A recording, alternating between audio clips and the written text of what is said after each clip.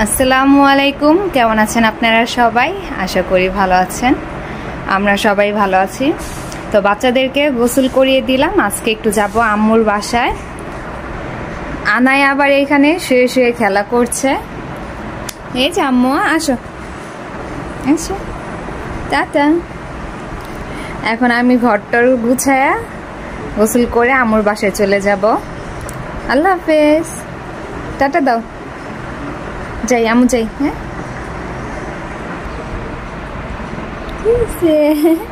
আমার আম্মুটা কোথায় কোথায়? আচ্ছা আচ্ছা, আশা লাগবে না, আমাকে দেখলেই চলে আসবার। এখন নতুন একটা খাট থেকে নেমে যায়, একা একাই নেমে যাবে। দেখেন কিভাবে নামবে, দেখেন আস্তে আস্তে করে কিভাবে নেমে যায়, কিভাবে নামতেছে আনায়া।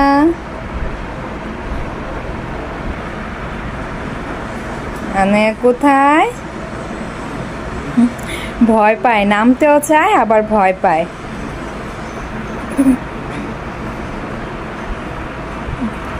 উঠে গেল, এইভাবে ঝুলে থেকে আবার নেমে যাবে।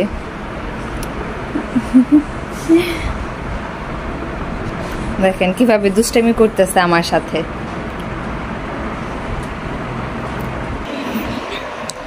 আম্মুর বাসায় যাওয়ার জন্য ব্যাগ রেডি করছি।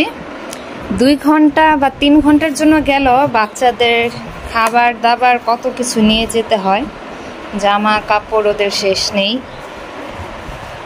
এই ব্যাগই হয়ে যায় কত বড়, খাতা কাপড় কত কিছু নিয়ে যেতে হয়। আর এই যে আমি এগুলা ভরছি আর ও এগুলা সব বের করছে।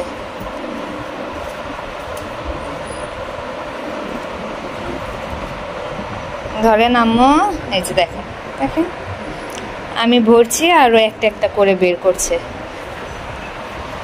আমার কত কাজ করে দেয়, দেখেছেন? শেষ, সব শেষ, আবার ভরতে হবে। ছোট বেবি বাসায় থাকলে দেখা যায় 1 ঘন্টা বা 2 ঘন্টার জন্য কোথাও গেলে ওদের খাবার দাবার, পানি, জামা প্যান্ট কত কিছু নিয়ে যেতে হয়।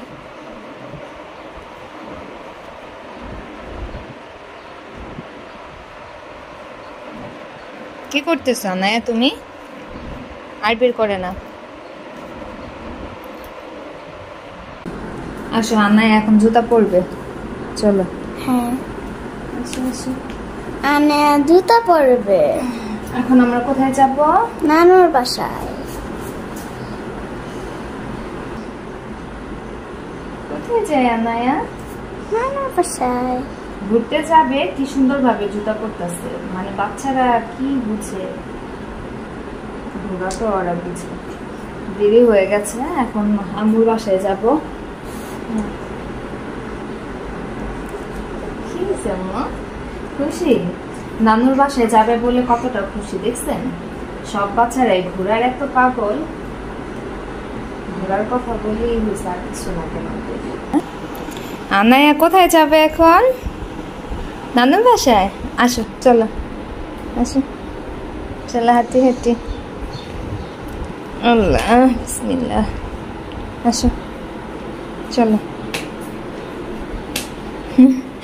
কত বড় বড় কাইক দেয়, ছোট মানুষ কাইক দিবে বড় বড়।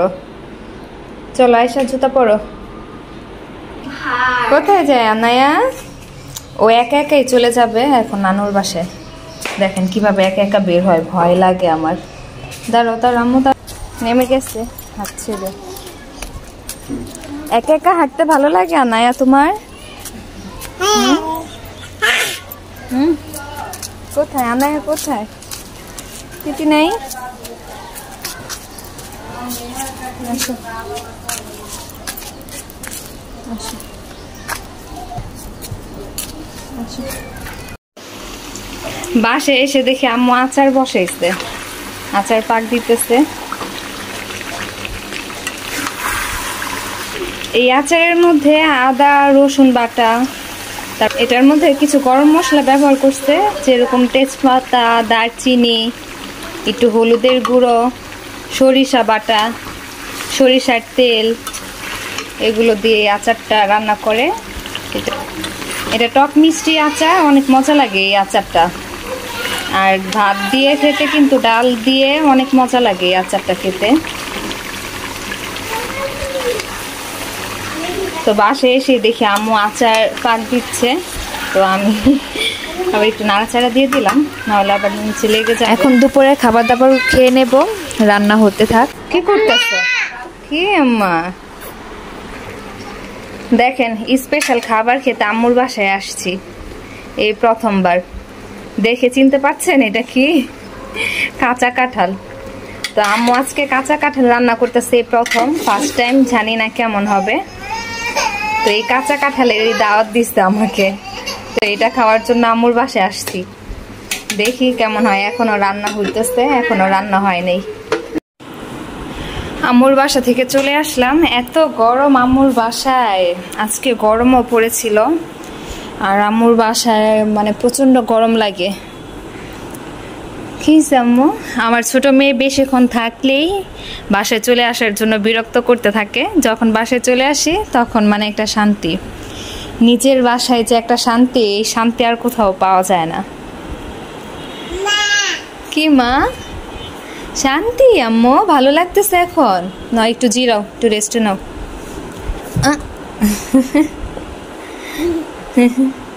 আবার পড়ে যায়। কি হয়েছে আম্মু? কি টিপি ছাড়বে দেখছেন? রিমোট নিয়ে ঘুরতেছে। ও ছেড়ে দেব, আমাকে ছেড়ে দিতে বলতেছে। কবিতা দেখে, এখন আমাকে ছেড়ে দিতে বলে। কি কি হয়েছে?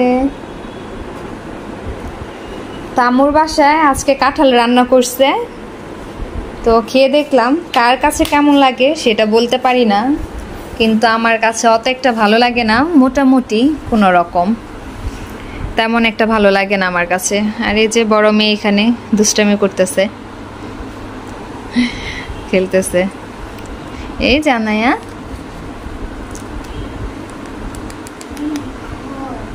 তোমরা আল্লাহ হাফেজ দিয়ে দাও। আনায়া টাটা দাও, টাটা দিয়ে দাও আম্মু। তো যাই হোক, সবাই ভালো থাকবেন। আজকের মতন এইখানেই বিদায় নিচ্ছি। তো ভালো থাকবেন সবাই, আল্লাহ হাফেজ, আসসালামু আলাইকুম।